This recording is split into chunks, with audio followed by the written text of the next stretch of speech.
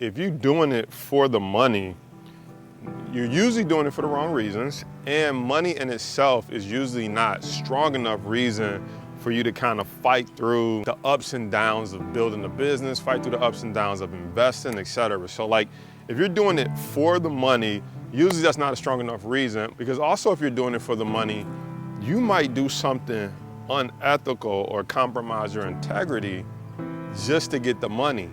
And then you might get the money and find out like you paid too much of a price for the money. What do I mean by that? You know the quote, what is it for a man to gain the whole world and lose his own soul?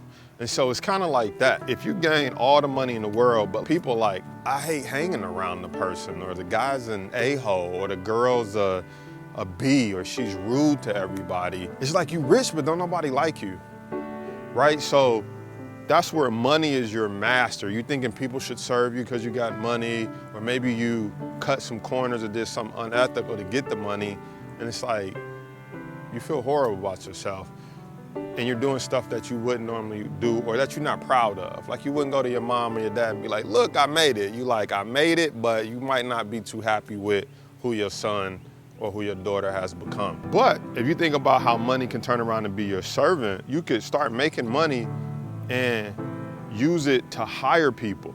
And so now you're giving them a job, you're giving them an opportunity to help you go to the top, or help you accomplish that goal in a more ethical way that maybe you wouldn't have been able to do without hiring people, but you saw a shortcut that would have got you there.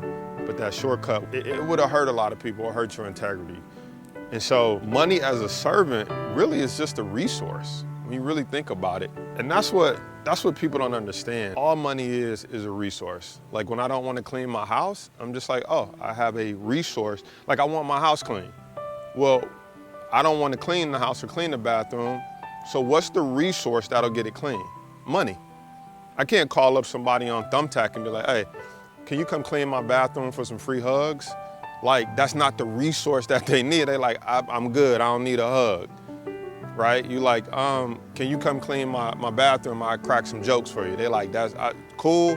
I'd rather go on YouTube, watch a comedy show. So like, money is just the resource. So that's the tool and the resource that will get my bathroom clean, right? So it's an awesome servant. And I say this with a grain of salt. Almost any problem in the world can be solved with a little bit of money.